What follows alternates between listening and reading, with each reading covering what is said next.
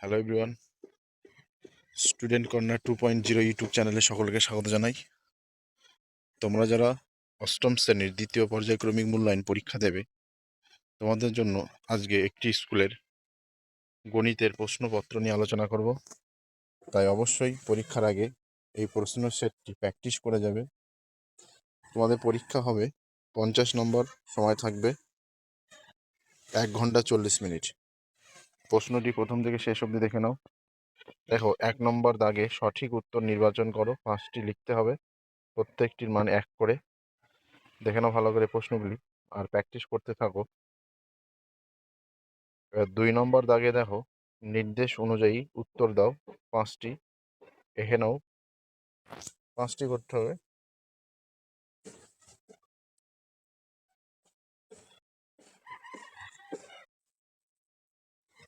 দেখে নাও প্রশ্নগুলি।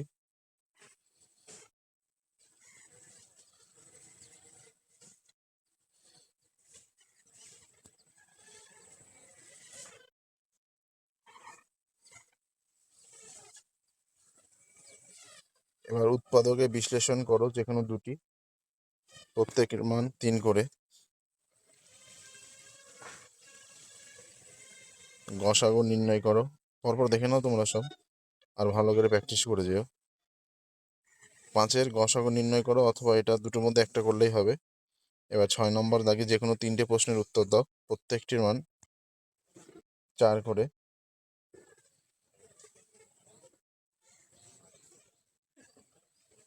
দেখে নাও ভালো করে।